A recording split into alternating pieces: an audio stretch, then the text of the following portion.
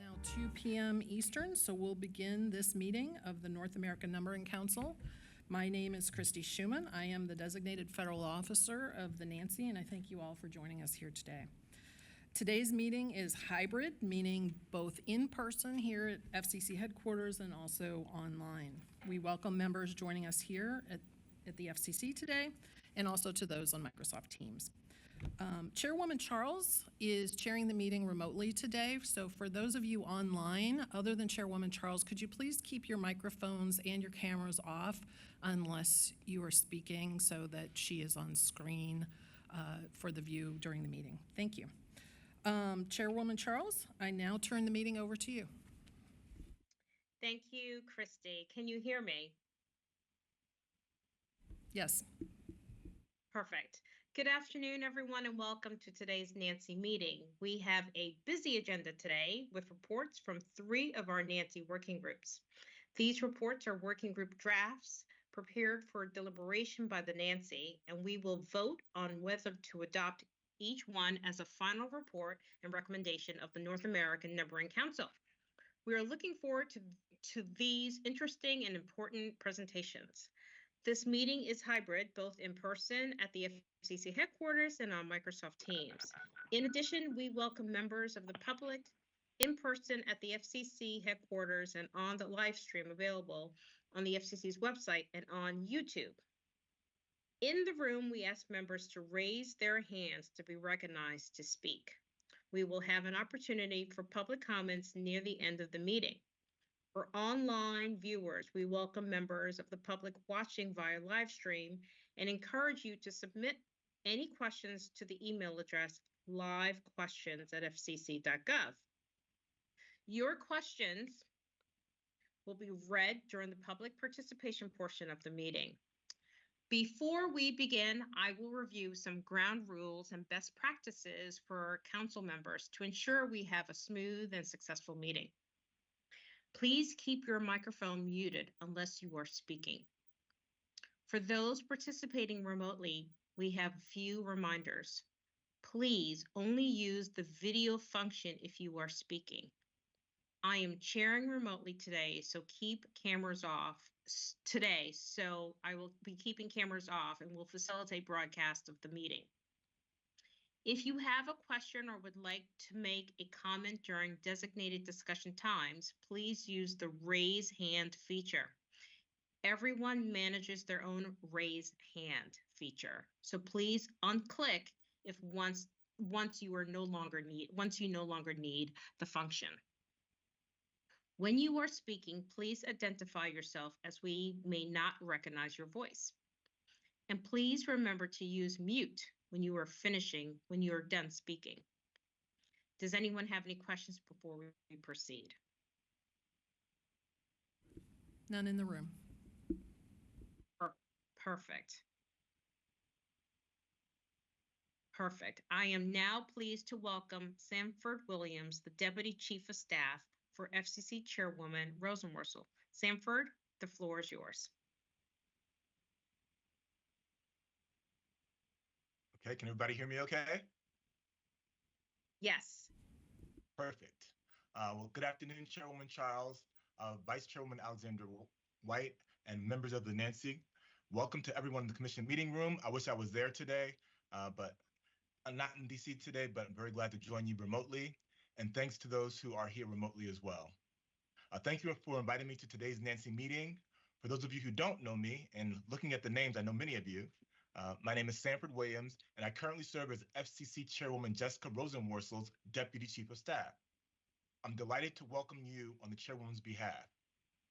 I've been with the Commission for about 25 years, serving in a variety of roles and offices, but I have a special place in my heart for the NANC, which kind of feels like home. I previously served as the NANC's DFO, Designated Federal Officer, from 2002 to 2005. Man, that was a long time ago as I read that. Prior to that, as the NANC's alternate DFO from 2001 to 2002. I have honestly can say I've met some of my best friends and colleagues through the NANC. So it's really nice to be here with you all, and kind of like a warning or admonition to be nice to the folks around you because you never know where they'll end up. Anyhow, not surprising, some things have changed significantly since I was affiliated with the NANC back in 2001. Back then, NANC meetings were held in our brand new headquarters, the portals. Many mobile phones available were too large to fit into a pocket. I know kids today wouldn't believe that. And phones were just starting to connect to 3G networks via packet switching. Many people still use pagers and Palm Pilots, and Blackberries were the popular handheld device of the day. One thing that has not changed in all those years, though, is the importance of the NANC's technical numbering expertise. Numbering resources were then and are still now an essential part of our connections to the world. It is vital that we have safe and ready access to communications that we can rely upon to stay connected to family, friends, and communities, as well as to public safety, 911 services, and mental health crisis support through 988. The NANC also provides crucial support to the Commission's goals of reducing unwanted house calls that plague households on landline phones and cell phones across the country, and ensuring that efficient, long-term use of numbering resources occurs. Today, we look forward to hearing reports from 3 of the NANC's working groups, I believe: the Numbering Administration Oversight Working Group, the Call Authentication Trust Anchor Working Group, and the Toll-Free Future Utilization of Numbers Working Group. Please allow me to extend the Chairwoman's gratitude to all the council members and the DFOs and the FCC staff in the room and those on the call today too. I know this is not just a one-person thing, so I know lots of folks, Christy, Rhonda, other folks in WCB and around the commission have helped with this. But I want to extend the Chairwoman's gratitude to all of you and to all the members of the NANC working groups for your hard work and preparation for today's meeting. We all truly appreciate the importance of the work you do. I've got some information from Rob, but Gloria, if you've got the same information, the estimate was that we would need Whoever, 4 people. excuse me, I'm sorry, Stanford. Mike? Excuse me. No problem. Could whoever's speaking, please mute your microphone, please? Okay, go ahead, Stanford. I think we're good now. Oh, no problem. I was like, man, that was that boring? No, just kidding. Almost done now. I want to extend the Chairwoman's gratitude to all of you. We appreciate the importance of the work you do. And I know firsthand from my many years working on the NANC, the time, the commitment, the expertise, diligence, and the dedication you all bring to the table. Thank you for your service. It's truly appreciated from the Chairwoman's office, from the Chairwoman, and from me personally. And thank you for letting me come back today, Christy, and speak to the NANC again. Like I said, it feels like I'm kind of back home. If you ever need me, please reach out to me. Same email address, sanford.williams@fcc.gov, just in a different position, but I'm still around. Thank you for your time. Chairwoman Charles, thank you for your service. I'll give the mic back to you, and we hope you all have a wonderful meeting and have a great day. Thank you, Sanford. We appreciate you taking the time to join us today.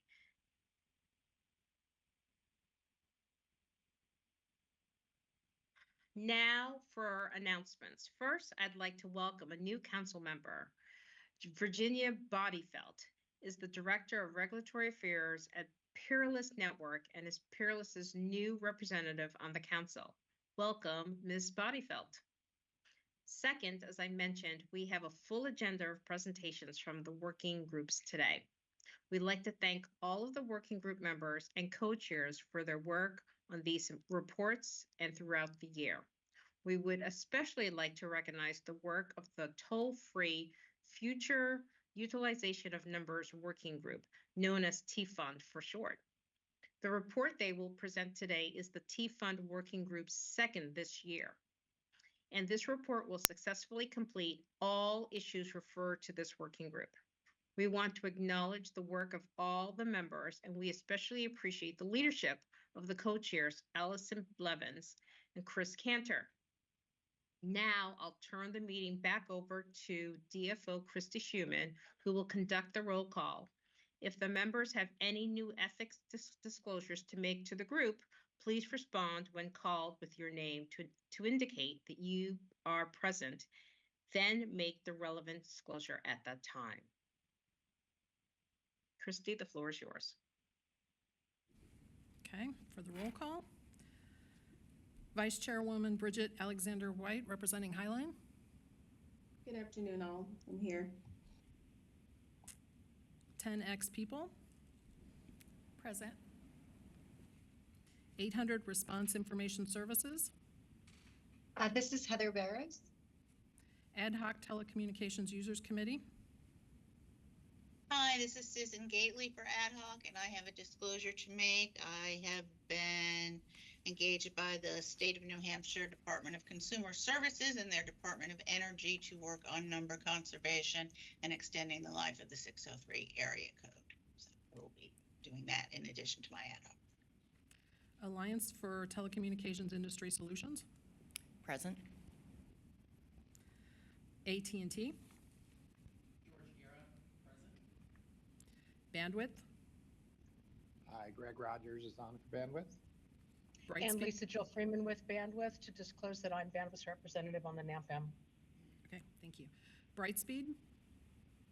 Yes, Jeff Lan is here. Charter. Hi, this is Glenn Klepper, and I would like to disclose my participation in the STIGA Board of Directors. Comcast. Yes, Matt Christopher is present. Competitive Carriers Association. Hello, Angela Simpson, present for CCA. CTIA. Hello, Amy Bender, present. Electronic Privacy Information Center. Hey, Chris Rochella, present over Teams. Google.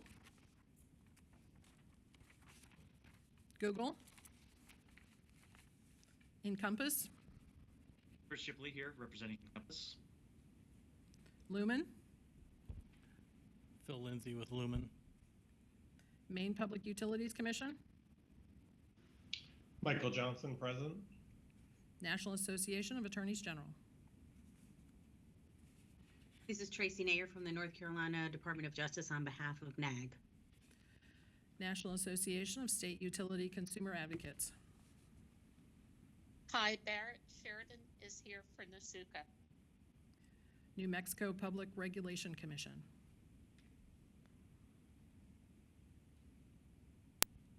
New Mexico Public Regulation Commission. North Dakota Public Service Commission. North Dakota Public Service Commission. NTCA. Brian Ford with NTCA is here. Peerless Network. Virginia Bodyfeld on behalf of Peerless Network is here. Public Service Commission of District of Columbia. Lara Howley-Walt for DCPSC. Cinch Voice. Allison Blevins. SIP Forum. Rich Shockey, present. TDS Telecommunications. Hi, Paula Judlow for TDS. Telnix. David Kasem, present. T-Mobile. Hi, everyone. This is Rosemary Leist with T-Mobile, and I've disclosed that I'm a member of the NAPM LLC. US Telecom. This is Josh Berkey, president, and I'll disclose that I'm the executive director of the Industry Traceback Group. Verizon. Vonage. Hi, Michael Ortega, present for Vonage. And our non-voting members, iConnective. Straight here, iConnective, no new disclosures. Somos. Joel Bernstein here, and I've got Bill Weber on the line with me as well. Okay. Did I miss anyone, or did anyone join late? That concludes the roll call. I turn the meeting back to the chair. Thank you, Christy. For our first presentation, we'll hear a report on the annual performance review of the North American Numbering Plan Administrator from Phil Lindsay, co-chair of the Numbering Administration Oversight Working Group. Phil, the floor is yours. Thank you, Chairwoman Charles, and thank you, Allison, for getting me off mute. That was the chuckle. That's all. So anyway, good afternoon. My name is Philip Lindsay. I'm with Lumen Technologies. I am a co-chair of the Number Administration Oversight Working Group. I share that role with Karen Rippenkroger of T-Mobile and Lara Wall of the DC Public Utilities Commission. And then we also have a couple of liaisons, Bill Anderley and Rebecca Macaroni, and I want to extend and my appreciation for their efforts, and also Jonathan Letcher, while Bill has been kind of on the sidelines for a while, he's been picking up some duties that he's been very helpful with.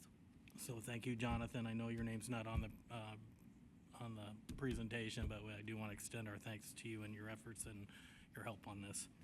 So with that, we can move to the next slide. And I don't know if we have slides up or we just, or if those are, they are up. Okay, thank you. Area of responsibilities, Number Administration Oversight Working Group oversees the activities and reviews the performances of the North American Numbering Plan Administrator and the Billing and Collections Agent. It also provides oversight of the Number Portability Administration and Reassigned Numbers Database Administrator. As a review of kind of the functionality of these entities, the SEC contract oversight of the following vendors: the North American Numbering Plan Administrator, which administers and the allocation of the North American Numbering Plan, and the numbering resources, as well as the allocation of 1,000 blocks for 1,000 block pooling, and the number routing administration, or RNA, for PNE numbers, numbering resources. The Reassigned Numbers Database Administrator administers the data that is provided into the R&D of the Reassigned Numbers database, and the service that is provided to callers for querying calls or querying numbers to determine if they've been previously authorized to call those numbers. The Billing and Collections Agent is the entity that bills and collects from the telecommunications industry for payment of the functions of all three of these entities: the BNC agent, Nampa, pooling, administration, and the RNA vendors, as well as the RNDA where applicable. Just to clarify, the RNDA does not currently draw financial demand on this resource, as it was originally collected when the RNDA was initially set up. So they're kind of there. We manage the BNC agent manages the financials for that, but there's no real collections that go along with that at the current time. So, and then we also have the oversight of number portability and interface with the folks from the MPIF, Number Portability Industry Forum. I think I got that right. So, so those efforts are all there as part of this responsibility as well. On the next slide, today we're going to be providing recommendations for the NAMPA performance, the RNDA performance, the BNC agent performance, and we will also review the 24-25 NAMPA fund budget and contribution factor and make recommendation on that as well. In our next slide, we have our the background for performance review. We've developed evaluation that consists of monthly deliverables, the evaluation of vendor performance on a monthly basis. The performance rating is based on a met and not met criteria, and we schedule conference calls to gain industry consensus on the evaluation rating. With that, we can move into the performance review of the NAMPA. The NAOWG considered, reviewed, and analyzed the following data while compiling overall evaluation of the NAMPA. So we have pretty much standardized this kind of review so that we have good evaluation from year over year. So when I go through these, you'll if you were around last year, you'll find some similarities between the two. So we perform a monthly evaluation matrix and review the elements of the monthly reports, which is that third bullet, the 2023 team meeting materials from all the monthly calls, the NAMPA PA PANI activity, service providers and other regulators and regulators survey, which was a survey that we performed this year, and it was the first time since I think the transition from the previous vendor of the Nampa to the current vendor of the Nampa. So this was kind of a momentous time that we were able to get back to that survey and got great feedback. So the other is our just general NAOWG membership observations, and then the co-chair and membership interaction with Nampa, which is currently Somos is the vendor that's providing that function. On the next slide, the performance review for the Nampa, the rating for 2023 was met and is the recommendation for the NAOWG. This rating is defined as they met the requirements in order to be considered successful, the performance was competent, reliable, and the decisions and recommendations were within the requirements and expectations. With that, we can move on to the elements of the performance review, which was the Somos provided administration of the North American Numbering Plan as associated functions such as number pooling and P-ANI administration. Somos allocated numbering resources to service providers associated with the NAMPA's code administration, pooling administration, and P-ANI administration functions pursuant to the terms of its contract and industry guidelines. Somos provided monthly status reports associated with its effort to combine multiple number administration systems into one system. Somos provided metrics containing system operation, forecasting, NAMPA relief, or NPA relief, NPA relief support, and numbering resource administration activity, including trouble ticket detail in a monthly report. Somos provided quarterly self-assessments and prepared a detailed annual operational review for 2023 in an easy-to-follow format. The next slide is based on the surveys that we the survey that we took of the users of the system of the Nampa. There's opportunities for improvement, and in pursuant to the Nampa technical requirements, or the TRD, the NAOWG developed a performance improvement plan based upon the results of the 2023 performance survey. Details of this performance improvement plan can be found in the 2023 Nampa Performance Evaluation Report. With that, Chairwoman Charles, I can turn it back over to you for a vote on that item, which is the recommendation that the NAOWG recommends they met expectations for the performance review for the Nampa. Thank you, Phil. Do any members have questions about the performance review?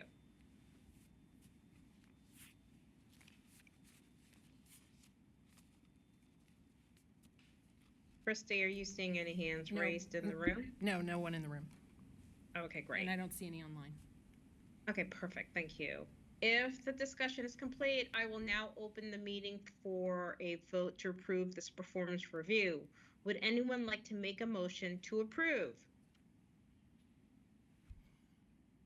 Phil Lindsay with Lumen will make that motion. Thank you, Phil, for moving the motion. Do we have a second? This is Rosemary with T-Mobile. I'll second. Thank you, Rosemary Lees from T-Mobile.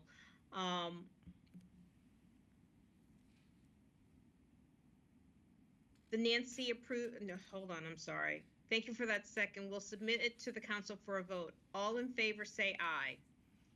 Aye. Aye. Aye. Aye. Aye. Aye.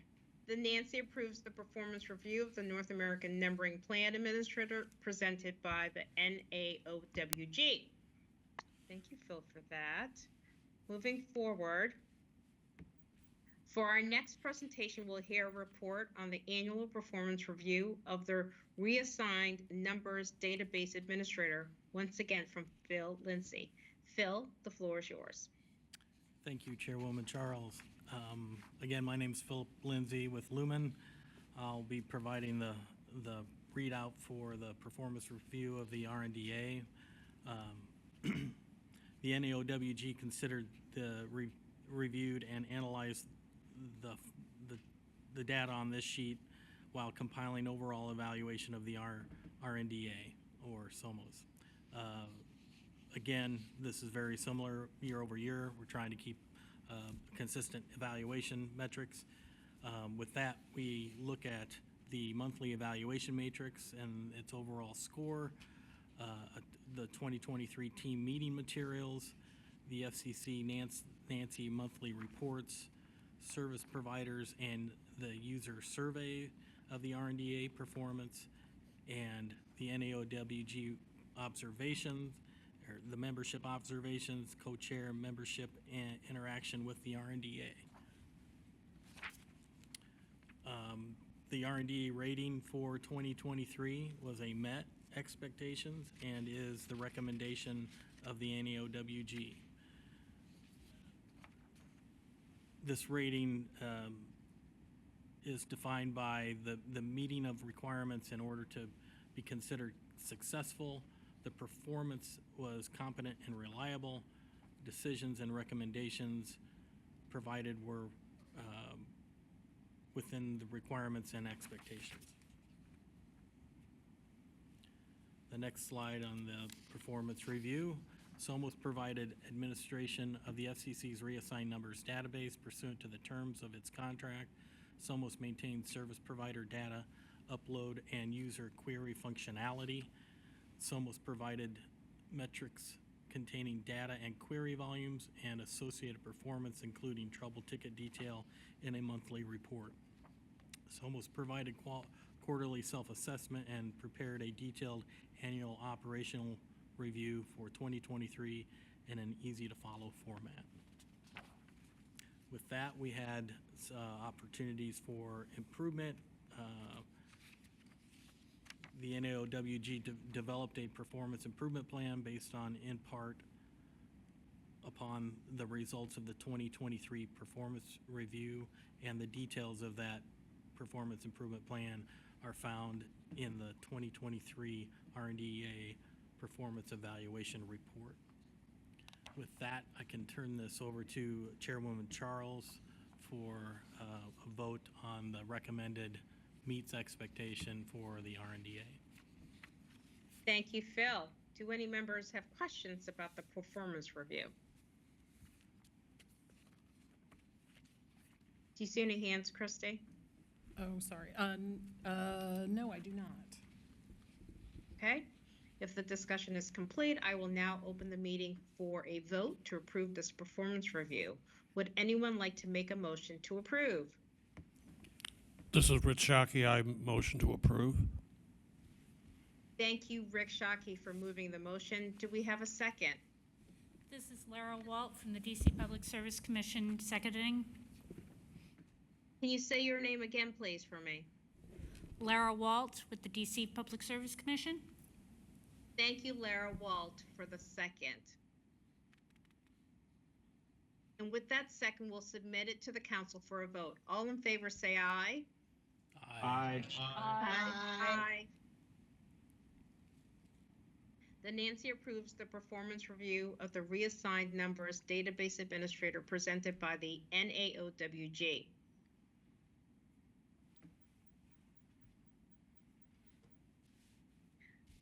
The final presentation from the NAOWG comes in three parts. First, Phil will deliver the annual performance assessment of the billing and collection agent, Welch LLP. Next, Heather Bambro of Welch LLP will deliver the billing and collection agent report. And then finally, Phil will present the report concerning the North American Numbering Plan Fund size, projections, and contributions factor. Following the presentations, the council will vote on these reports. Welcome, Heather, and welcome back, Phil. Thank you, Chairwoman Charles. Again, my name is Philip Lindsay with Lumen. I'm the co-chair of the NAOWG. Our 2023 BNC agent performance review. With that, the NAOWG considered, reviewed, and analyzed the monthly deliverables, matrix overall score, the 2023 team meeting materials, the FCC NANC monthly reports, customer service, monitoring of receivables, NAOWG observations, co-chair and membership interaction with the BNC agent, and then contribution factor and budget related communications, printed materials. With that, the BNC agent rating for the 2023 was a met expectations and is the recommendation of the NAOWG. These performance requirements met the requirements in order to be considered successful. Performance was competent, reliable. Decisions and recommendations were within the requirements and expectations. The next slide, Welch continued collection of committed funds based on reassigned numbers database development costs in addition to the funds that support the North American Numbering Plan. Welch initiated collection of reimbursement funds. Welch provided appropriate accounting of R&D and NAMP funds and reporting billing and collections into a monthly report. Welch maintained compliance with the red light rule consistent with FCC 04-72. Welch was subject to routine audits and provided all necessary information for successful on-time completion of those audits. Welch manages multiple banking accounts associated with the collections and distribution of the funds associated with the NAMP and R&D, including credit card payment functionality. Welch prepared a detailed operational review for 2023 in an easy-to-follow format, and then Welch posts monthly reports to a public website, which we've identified that website here. So with that, do we want to go through the contribution factor and then we'll vote on both of those items? Yeah, go ahead and go all the way through the BNC items, and at the end, we'll vote. Sounds good. So, so I will turn this over to Heather Bambrow of Welch LLP to go through the report for the BNC agent. Thanks, Heather. Good afternoon. Okay, thank you, Phil. Good afternoon. I will be presenting the proposed budget for the period October 24 to September 2025 and the related contribution factor. As you can see, we have the costs broken out by major category. The first one at $6.9 million is for the NANPA and pulling in administration. We reduced that amount by the amount that's contributed by the international participants, Canada and other non-US countries. Their amounts are determined by, or the amounts that they contribute to is solely to the NANP portion of the contract, which SOMOS has identified to us as being about 43% of the total cost. The reason for this is that those countries provide their own CO administration. Their amount is determined by taking the proportional percentage of total average estimated population of all member countries and taking their proportion and applying it to the discounted amount relating to the NANP portion of the total cost. Their amount is also, each country's amount is also further discounted by the amount of NANP work done in each of the countries. In Canada by 25% and other non-US countries 66%. So by reducing the amount of 6.9 million by the 179,000, the total amount of NANP administration and pooling costs that is to be borne by the U.S. carriers is $6,800,000. The carrier audits are required under Section 47 of the Code of Federal Regulations 52.15K and FCC 00-42. The amount was provided was as per directed by the FCC for possible carrier audits in the upcoming budget period. The data collection agent is USAC. The amount that we provided there is for their administration of the Form 499A. The amount was provided as per an estimate provided by USAC. The annual, sorry, I must have skipped over the billing collection agents, sorry. The amount there is provided as per the extended contract that occurred in April of 2023. This contract is in the process of being renewed. So the amount provided at that point in time was the amount based on the April 2023 extended contract. The annual operations audit of 59,000 is the external audit that is required under the terms of the contract. It is performed by Ernst & Young. Again, the amount provided is based on a history of prior years. Bank charges are the charges to the fund for various costs throughout for the administration of the fund. It's estimated again based on prior year's history at $50,000. The bad debts are an estimate on collectible accounts that are billed each year, whereby the carriers are billed, but we are unable to collect the amounts. We've allowed for that at $20,000, again, based on history. All of these costs are reduced by two items. One of them being the interest income. The interest is, again, estimated based on income earned from the bank, and it's based on what the current bank cash balances are and the interest rates in effect at this time. And the last amount that reduces the costs is fees for filing the Form 499A late. This is a $100 fee, which is charged to carriers who do not file their Form 499A, file and have it certified by April 30th. This $100 fee is over and above their NANP fee that they're required for funding these costs. So the total projected costs from October 2024 to September 2025 is $7,460,052.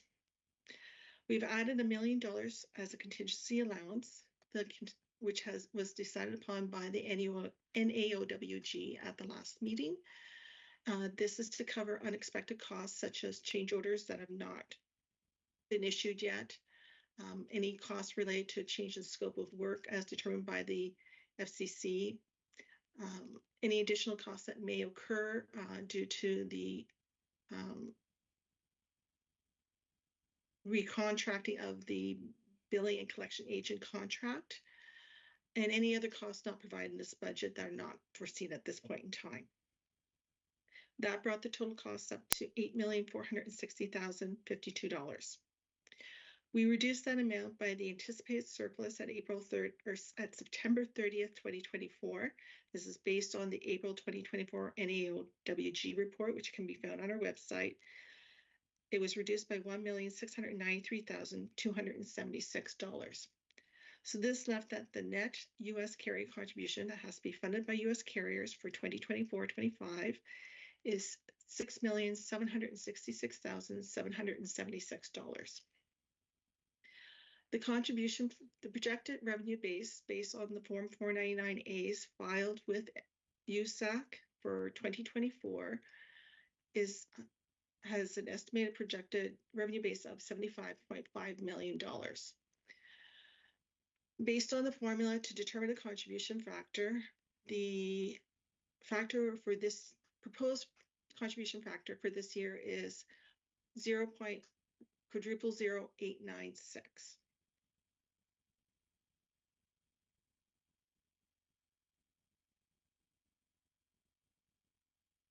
That Thank you, Heather. concludes my report.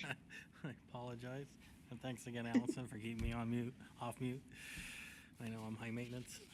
So, anyway, so our next slide is essentially the NAOWG summary of what Heather just went through and our recommendation. The NAOWG recommends the proposed budget and contribution factor. The contingency fund was determined based on consideration of potential change orders as well as potential unknown BNC agent and Nampa contract cost changes.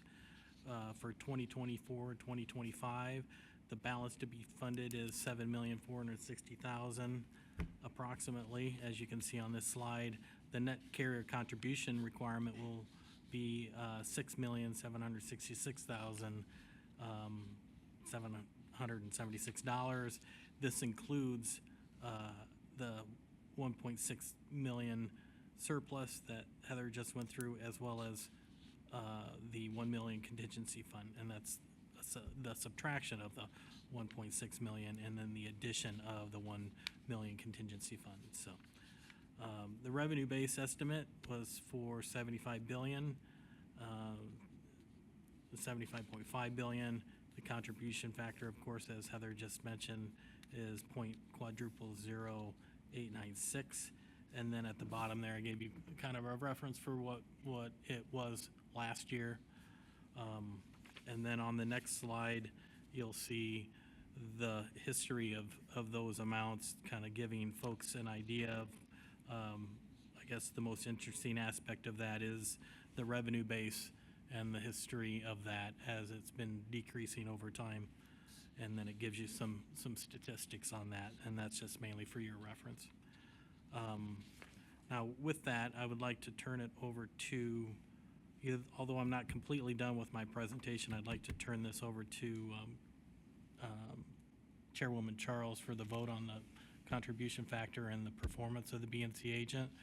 And then I'd like to go back and recognize the NAOWG and open it up for further questions, if that's okay. Yeah, that's fine. Okay. Chairwoman Okay, Charles, so sorry. Thank you. Thanks, Phil. So thanks to both Heather and Phil for their presentations. Do any members have questions about these reports? I don't see any online, and I don't see any here in the room. Perfect. If the discussion is complete, we will move the votes on these reports. We will have two separate votes. First, on the annual performance assessment of the billing and collection agent. Then, second, on the report and recommendations for the North American Numbering Plan fund size projections and contribution factor. Would anyone like to make a motion to approve the annual performance assessment of the billing and collection agent? This is Rich Shockey. I vote to approve the B&C report. Great, thank you, Rick Shockey. Anyone to second? Bridget, would you like to second? Yes, thank you. Bridget Alex, thank you, Bridget, for your second, Bridget Alexander. You're welcome. And with the second, we'll submit it to the council for a vote. All in favor, say aye. Aye. Aye. Any nays? The Nancy approves this report of the NAOWG. Next, would anyone like to make a motion? I guess we have to wait on that. No, go ahead. Christy? No, go ahead. Okay, perfect. Next, would anyone like to make a motion to approve the report and recommendations for the North American Numbering Plan fund size, projections, and contribution factor? Luminal motion, take that motion. Thank you, Phil Lindsay. David Kaysen from Anyone Telnix. to second? Sorry, David Kaysen from Telnix a second. Thank you, David Kasem, with the second. We'll submit it to the council for a vote. All in favor, say aye, please. Aye. Aye. Any nays? The Nancy approves this report of the NAOWG. Thank you, Heather. Thank you, Phil, and thank you to the NAOWG, co-counsels, and members for all of your hard work on these important issues. For our next presentation, we'll hear a report and recommendation from Allison Blevins. Or Christy, does Phil have one more point to make? We need to go back to Phil for I thank yous. apologize, Go ahead. Chairwoman Charles. No I worries, need to no go worries. off script so horribly. So I want to get the last few slides here. I want to make sure I provide a huge thank you to all the NAOWG members. There's a lot of work that was done in these recommendations. I want to extend my appreciation to all the members listed here. You know, it's a high functioning team, and I just want to extend my appreciation to those folks. So the next slide with future meetings. Here's a list of our future meetings we got through the end of this year, and then we'll be establishing additional dates as we get closer to the end of this year for the 2025 calendar year. With that, if anybody has any need to reach out to the co-chairs of the NAOWG, I've got my contact information along with Lara and Karen's contact information on here, so please feel free to reach out to us. And then with that, I'll open it up for any questions that you may have associated with the NAOWG, either these reports or anything else.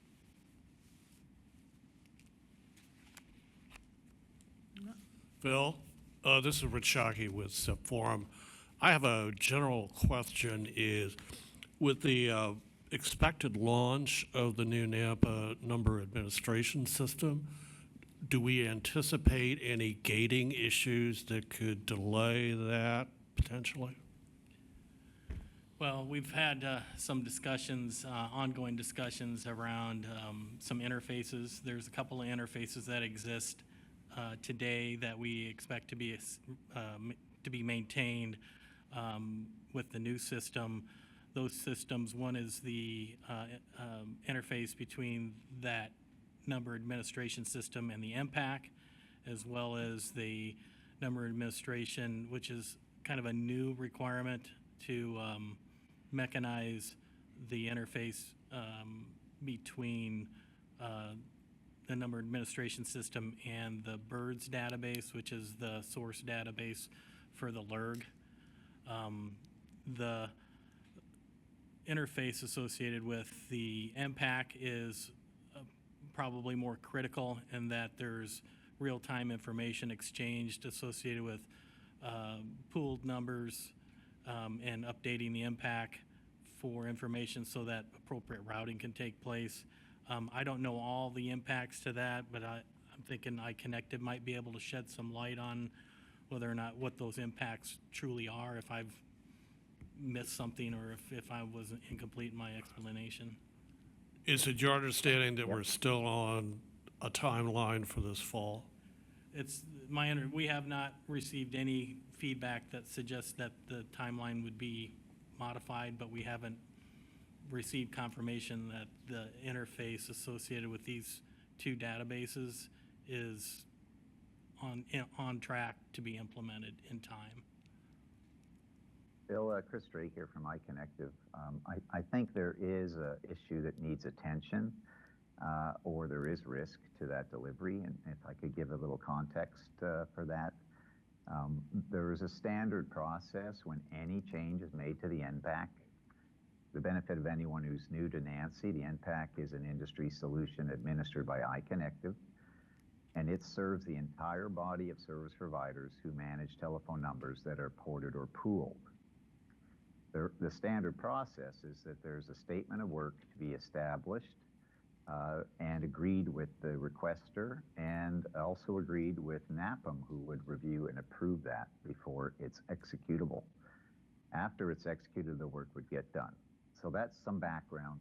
In this particular case, Somos has proposed to modify the existing automated interface to the NPAC when they launch the converged number system, the CNAS. Somos agreed when it did on the contract for Nampa and PA that it would maintain the connection with the NPAC according to NAPM's processes Again, this is standard. This is nothing special for the situation. It's important, and you said it yourself, this interface works today. It's fully automated and flow through. And it is required that it is maintained and kept working with the launch of the CNAS. If we don't, and we have, so just to be very clear, we have not gotten through the SAL process. It's not even clear that both parties are trying to get through the SAL process. The implication of that is the automated interface between CNAS and NPAC will not work for these service providers working with ported or pooled numbers, notably pooled numbers, meaning that any of these processes that service providers undertake for pooled numbers will have to be handled manually in the NPAC as a workaround. We have assessed that, and we believe that we can handle a handful or two of these a day on a manual basis. Unfortunately, history says we're processing several hundred every single day. As a number to appreciate scale, 170,000 of these happened in 2023. And this is only growing substantially year on year. So without automation and only handling a handful or two of such activities manually, we are going to be building a massive backlog that gets larger and larger day by day and delays the ability of service providers to use their pooled numbers until their place in the backlog has been processed. This is a significant issue, I'd say, for claiming success, even parity, like the do no harm upgrade. We will have failed at that as an industry, and the implications are quite significant. So I thought it important to clarify to Rich's question, are there any gating issues? Perhaps we don't deploy the CNAS if we cannot continue to maintain automation. That's something worth considering. Thank you. So Chris, this is Phil. When it comes to a backlog of that for the work that is normally done through a mechanized process, is there actual customer or routing impacts associated with that backlog to where if that's not incorporated into the impact that there is service affecting issues? Yes, I believe so, and I would just offer that after the meeting, we can have some NPAC people correspond with you to confirm the exact situation. But if we have not processed the pooled number transaction, there will be no LRN on that block, and therefore no ability to deliver calls to the provider who has that assignment and allocates it to users. Thanks, Chris. At this time, I have not heard any. I mean, we've had several meetings as far as the anticipated functionality here with the continued functionality of this mechanized interface between the NPAC and number administration system. But we had, and I've requested repeatedly to get a plan so that to determine what is the plan in order to ensure that that's an operational interface by the time of the launch. But I have not received that feedback. I don't know if Somos has any kind of response to that or can confirm that that interface will be up and running by the launch date.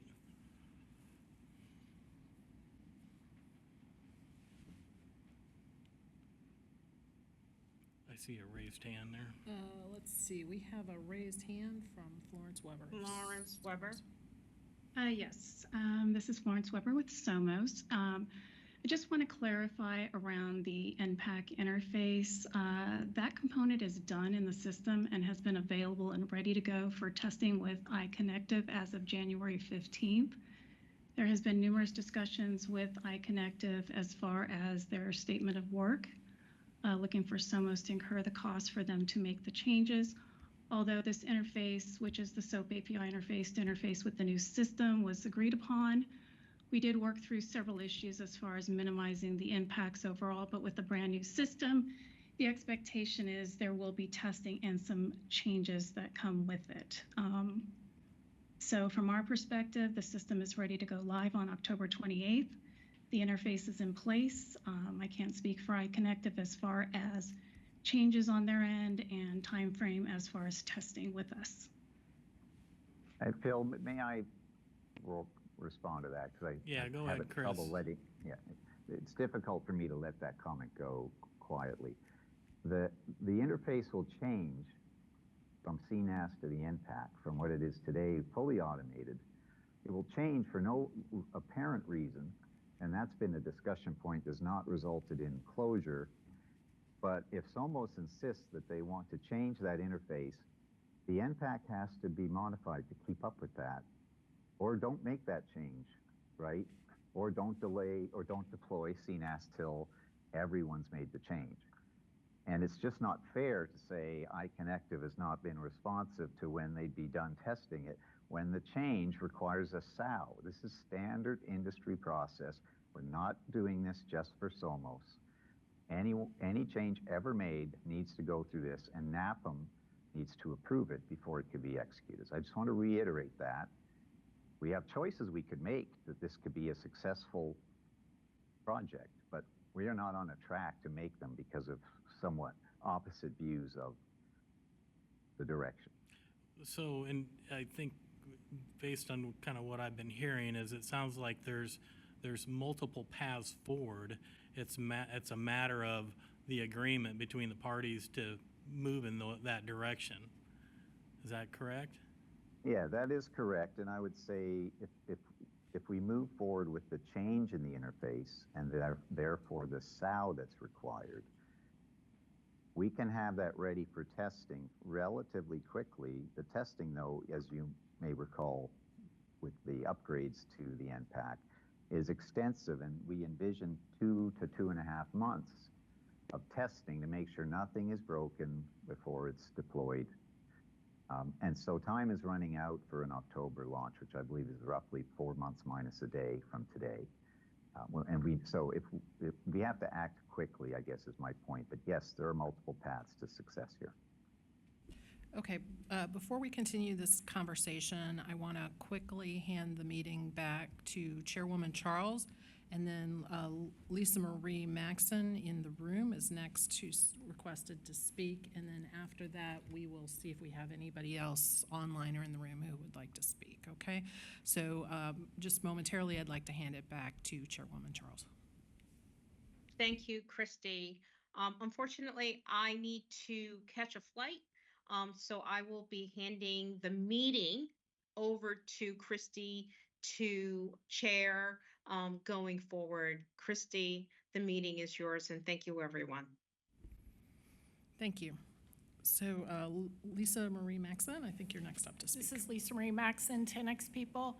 I would like to ask, is there a technical reason or a functionality enhancement that's beneficial to the industry to make this change, which is not moving forward?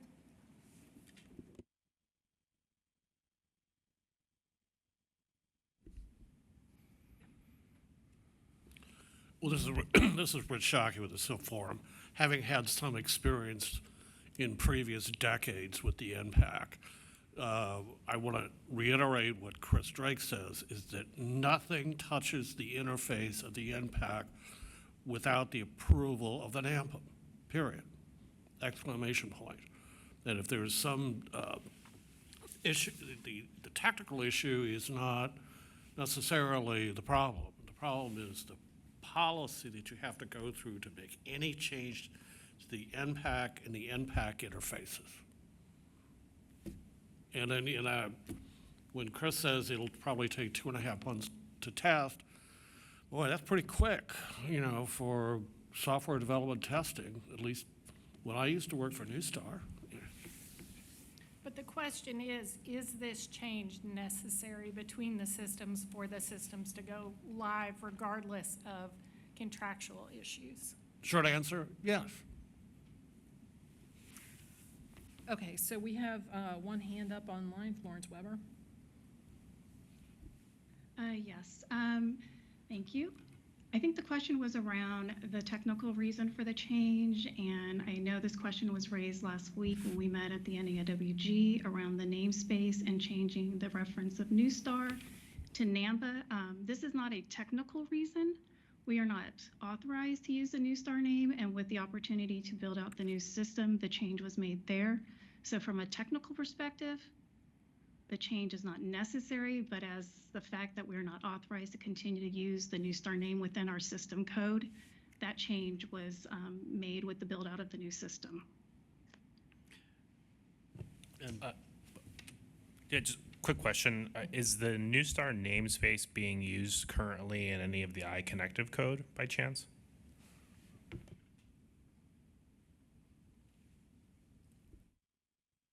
David, Sorry, Chris Phil. here. I'm actually not learned enough at that level of the NPAC to answer, but we can take that offline and respond. Maybe work it through Phil. Just out of curiosity, I mean, if iConnective is running the system today and the New Star namespace exists, that would suggest that the New Star name is in the iConnective code, right? Otherwise, there wouldn't be a concern. iConnective is using the New Star namespace. Why can't Somos? Yeah, not my place to have a view on Yeah, why Somos so- has to do what they do. Well, and this is Phil.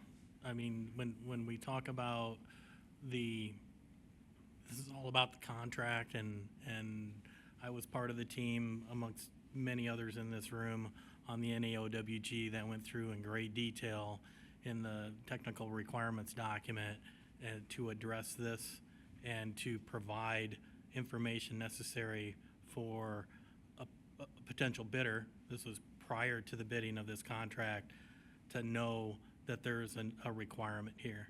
And so, I can just leave it at that at this point, but this was a known issue prior to any bidding on this contract.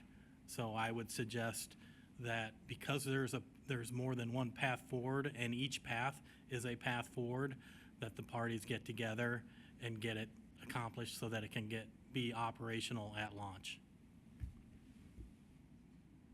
Okay, anyone else in the room? Hands raised, anyone else? No? Okay, anyone online? Checking for hands. I don't see any. I don't see anyone else to comment. Okay, well, the commission is aware of this issue, and I will be taking all of your comments back to my colleagues. So I think with that, we can probably move on to the next issue. Thank you all for your comments and your engagement. Thank you, Christy. Okay, for our next presentation, we'll hear a report and recommendation from Allison Blevins, co-chair of the Toll-Free Future Utilization of Numbers Working Group, or TFUN as we like to call it. Allison, the meeting is yours. Thank you, Christy, and thank you, Phil, for the assistance as well. As Christy mentioned, my name is Allison Blevins, and I am one of the co-chairs of the TFUN, along with Chris Cantor from Verizon. And our FCC liaisons for our working group were Michelle Slater and John Viskowski. And I would just like to thank everyone on the working group for their expertise and time. It has been great to work with you all during both of these charge letters. Today we'll be going over our assessment of unassigned 800 prefix toll-free numbers and potential methods of number assignment. Our objective for this portion from our charge letter was to evaluate the three categories of 800 numbers in terms of potential auctionability. These numbers were referenced as Sprint, Beehive, and 800, 855 TTY numbers. We considered the valuation of each such category and consider and recommend potential assignment methodologies, including competitive bidding. During our work, we looked at the valuation and potential auctionability. We reviewed history of each category of toll-free numbers, the Sprint, Beehive, and the 800, 855 TTY numbers. Numbers with an 800 prefix are generally more in demand than other toll-free prefixes. High-value numbers were ported from Sprint over a multi-year process, and only low-value numbers remain. Beehive numbers present the best vanity options, such as 800 Max, 800 May, as well as many repeaters. Numbers are never available in this space. 800-855 TTY numbers present low vanity number value as well as repeaters. As part of our research and our consideration, we evaluated 8 different number assignment methodologies and variations, including competitive bidding. We discussed and evaluated each methodology. Our recommendation was open assignment using a first-come, first-served method of number distribution with a reservation restriction of up to 150 numbers per affiliate for a one-day, 4-hour event. Our alternative recommendation is a first-come, first-served method of number distribution with reservation limit of 100 numbers per affiliate per 4-hour event held on 3 consecutive days. Each category of numbers is open for reservation on each event over the 3-day period. Any questions? I see none online in the room. None in the room. Okay, well then I will turn it over to you for a vote then. Great, thank you. If the discussion is complete, I will open the meeting for the vote to approve this report. Would anyone like to make a motion to approve? This is Rich Shockey again with Subform. I motion to approve. And Allison Blevins from Cinch Voice will second. Okay, thank you, Rich Shockey and Allison Blevins. With that, we'll submit it to the council for a vote. All in favor say aye.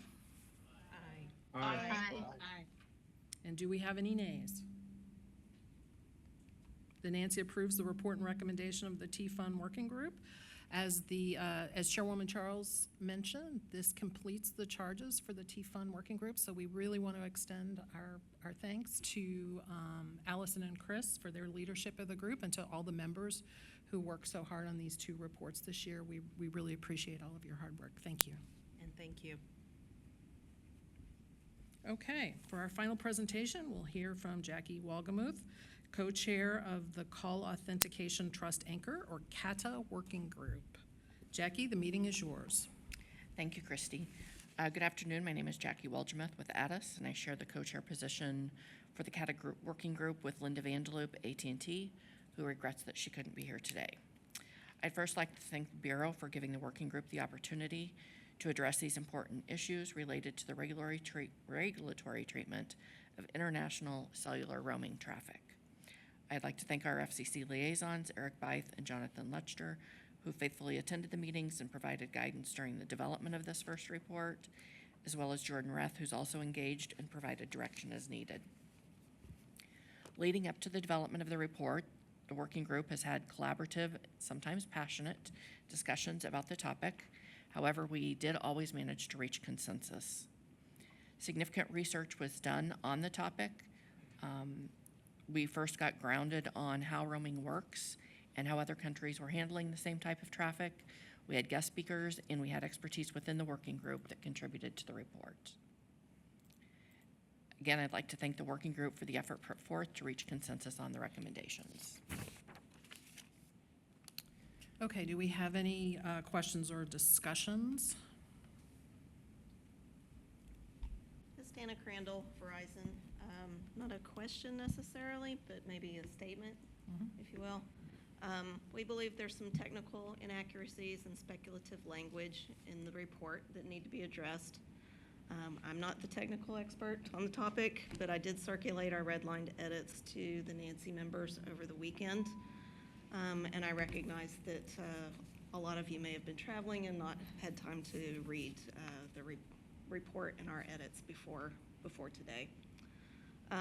Our edits aren't intended to change the overall recommendation of the report, but to provide some corrections and additional detail when needed. For example, it would be helpful to include more information about the differences with determining whether the calling line identifier is valid when using local breakout or versus the S8 home routing. Because our edits are mostly technical, we believe the best course of action would be to give the Cata Working Group an opportunity to consider our edits first, and we'd be glad to make our subject matter expert available to the working group to discuss those proposed changes. Okay, does anyone else have any questions or discussion on this? I don't see anything online, and I don't see anyone here. Dana, are you going to make a motion? Dana, this is Rich Shockey. Are you suggesting that we not approve this report now? Yes. Yes, I'd like to make a motion that the report be referred back to the working group to consider our edits. Okay. Phil, go ahead. This is Phil Lindsay with Lumen. So the edits didn't appear to change the outcome of the report, but just technical changes within the report. Would it be possible that the council could approve it with contingent on agreement to those technical edits, since it doesn't change the outcome of the report? I think I think since Verizon's going to make a motion to refer to the working group, I think we will need to vote on that and see where that comes out. So so would the motion be that it would be referral to, that we would approve the report with referral of technical issues to be resolved by the working group, so that the Nancy wouldn't necessarily have to come back and vote on it again? No, what we would need to do is we would need to refer the Verizon edits. We would also refer any additional edits from members, and what we'll do is we'll open a 1-week window. If members have any other line edits to provide, you all can send those to me within 1 week, and then after the week, assuming the motion carries here, the Verizon edits and any additional line edits that we have from members would be returned to the Cata working group for review. We can't vote on the outcome here without the additional edits, because it will need to go back to the working group for a vote there, including the edits, before the full council considers it. So we would then, again, assuming that the motion carries, we will have a new vote from the working group before it comes back to the full Nancy to be addressed at the next meeting. And that's why we want to be sure that all members have an opportunity to get line edits into consideration by the working group. Mm-hmm. So this is Phil again. Mm-hmm. So with those edits would then be, or the opening up to other members, Cata members' edits would be associated with the edits that Verizon made, not necessarily edits to the previous version? So the Nancy member, not all Nancy members are on the Cata working group. Verizon is not, and that's why this was the first opportunity they had to look at it. Absolutely. And so what we think is the fair process here is to open it up to all Nancy members to provide line edits and refer them all back to the working group to consider, so that they can complete their report before it comes back to the Nancy for vote. And Chrissy, that basically says we cannot vote on this until December. Right. As of now, our next meeting is in December. And so what we would do here now is vote on Verizon's motion. We'll ask her to, make an official motion. We'll try to get a second, and then we'll have the members vote on it. Then we'll have a 1-week period where any other members can send line edits to me, and then I will distribute them all back to the working group in a week for them to begin their new consideration before the next Nancy meeting. Does that make sense? This is Phil. It makes sense. However, I think the Nancy the council has had that period of time since the report was due till this meeting to provide those line item votes. I would suggest that if there are line items edit, that it would be restricted to just those edits that Verizon provided, since there hasn't been really sufficient time for anybody to respond to Verizon's edit, Right. that other than, the continued work of the Cata working group. I think it would help streamline it and not necessarily reopen it to an extended comment period of the baseline of what was submitted to the Nancy. I understand that. I think our thinking on this is that members at the Nancy level, have an opportunity to propose edits. And so, which they could do at this meeting or the next meeting. And so the more streamlined way to do that would be to collect all edits from members at this time during the next week.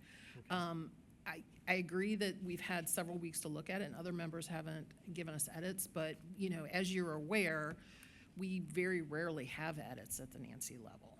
So it's possible that other members may have had interest in that, may have been planning to raise it at this meeting and weren't aware that they had that opportunity.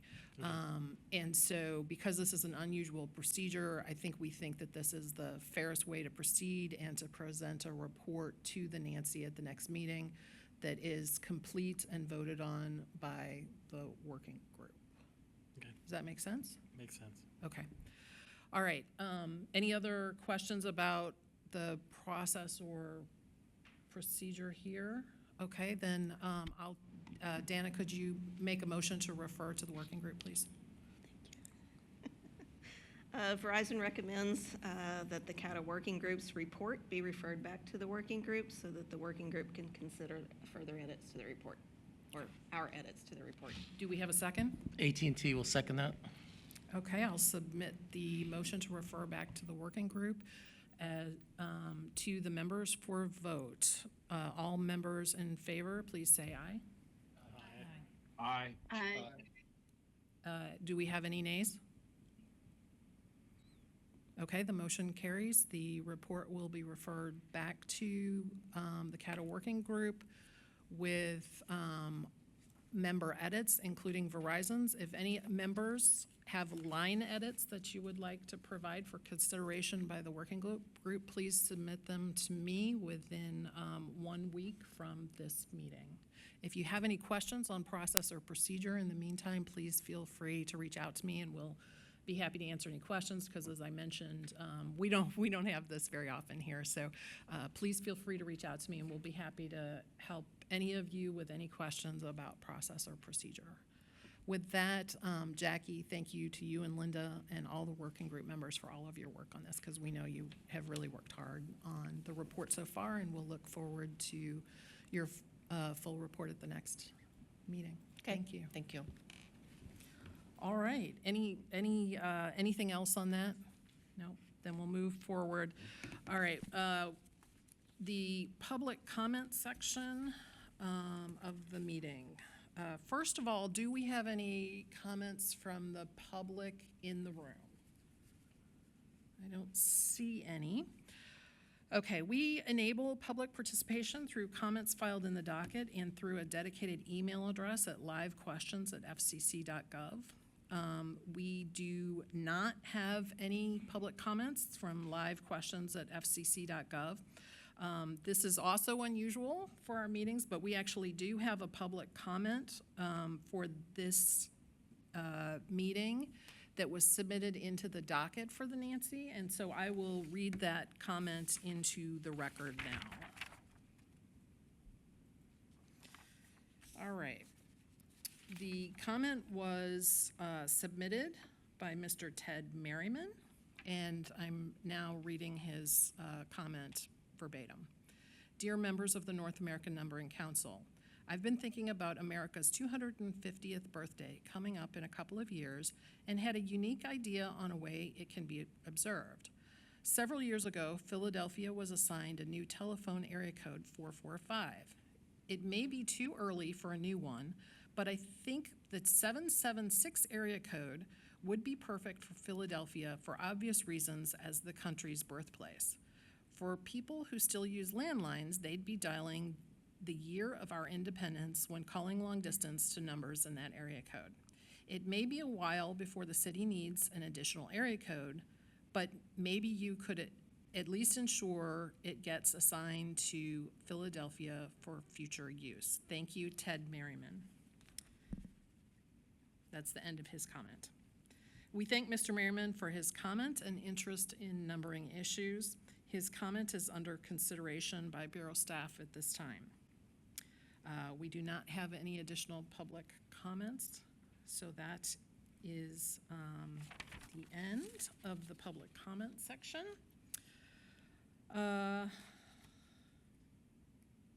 Lastly, do Nancy members have any other business they wish to address? I think we've had lively discussion today, so it may all be covered, but just in case, anyone in the room, anyone online, I don't see any. So I think we can move past that. The commission has no other announcements today. Vice Chairwoman Alexander White, do you have anything you'd like to say in conclusion?